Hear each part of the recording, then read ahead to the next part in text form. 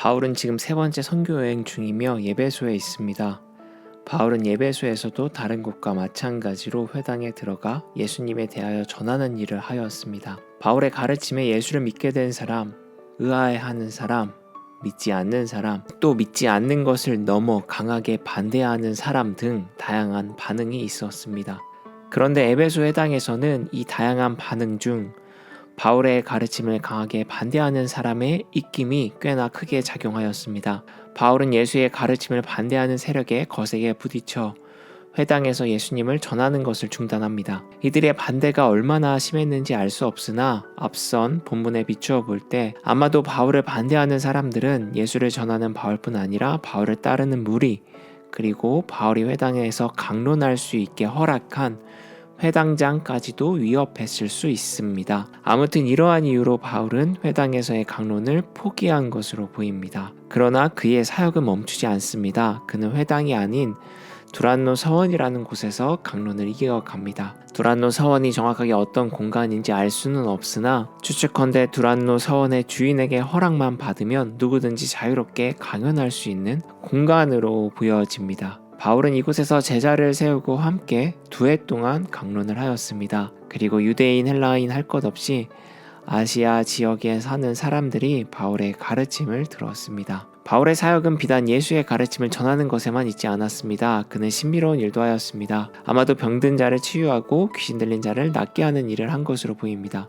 바울도 베드로처럼 예수를 온전히 자신의 사역 가운데 드러낸 것입니다. 하나님 나라 전파하고 아파하는 자를 실질적으로 돕는 일, 예수님이 보여준 사역을 그대로 따라왔습니다. 예수의 마음이 바울에게 있었고 성령님의 도우심이 그와 함께 했기 때문입니다. 한편 신비한 일을 하는 바울 그 안에 있는 예수의 마음은 보지 못한 채 벌어지는 기이한 사건에만 주목하는 부류도 있었습니다. 성경에서 이들을 마술하는 유대인이라 일컫습니다. 사도행전 이전 본문에서도 마술사 혹은 마술하는 사람들이 등장했었죠. 사도행전에 등장하는 마술사들의 공통점은 자신의 이익을 위해 신기한 일을 하였다는 것입니다. 그들은 신의 능력이 자신에게 있다고 사람들에게 말했을 것이고 그 능력을 사람들에게 보여주는 대가로 돈을 요구하였을 것입니다. 뻔뻔스럽고 사기꾼에 가까웠습니다. 마술하는 유대인들은 악귀 들린 사람 앞에서 바울의 능력을 흉내냈습니다. 하지만 통하지 않았습니다. 오히려 마술하는 자들이 역공을 당합니다.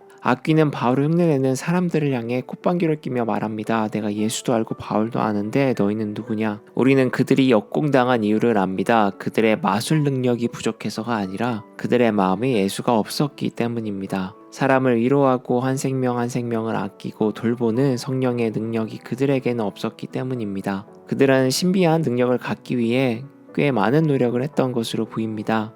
그들이 회개한 후에 자신들이 가지고 있는 책을 태우는데 값어치가 꽤 나간다고 성경은 말합니다. 이것으로 보아 마술사들은 그 나름대로 신비한 능력으로 돈벌이 하기 위해 노력을 했던 것으로 보입니다. 하지만 중요한 것은 눈에 보여지는 신비한 능력을 갖기 위한 노력이 아니라 눈에 보이지는 않지만 수많은 돈에 결코 비교할 수 없는 예수의 마음이었습니다. 그 예수의 마음이 바울에게 있었고 마술사들에게는 없었던 것입니다. 바울은 예수를 사랑하고 닮고자 하는 순전한 마음이 있었기 때문에 진실된 일을 할 수 있었습니다. 예수를 팔아 자신의 이익을 구하려고 하지 않았습니다. 오로지 자신이 만나고 깊게 경험한 예수님이 어떤 분인지, 그 예수님을 통해 하나님의 백성이 된다는 것은 무엇인지 진리를 전하는 것, 그것이 바울의 목적이었습니다. 그 순전하고 그 순수한 마음이 바울의 중심에 있었기 때문에 바울은 사역의 결과에 크게 연연하지 않았습니다. 회당의 강론이 중단되면 다른 곳에서 전하면 그만이었습니다. 자신의 가르침을 무시하고 반대하는 세력이 있으면 듣는 귀 있는 사람들에게 전하면 되었습니다. 예수를 통해 자신의 명성과 몸값이 높아지는 것이 바울의 목적이 아니었기 때문에 그저 묵묵하게 언제 어디서나 성령의 인도하심에 따라 그는 예수를 증언하였습니다. 그렇게 사리사욕 없이 예수를 전하는 바울의 가르침에는 힘이 있었습니다. 그의 입을 통한 주의 말씀은 흥왕하였습니다. 예수를 돈벌이에 사용하려고 했던 사람들까지 자복해 하고 회개시켰습니다. 바울의 진실된 마음이 가진 능력이었습니다.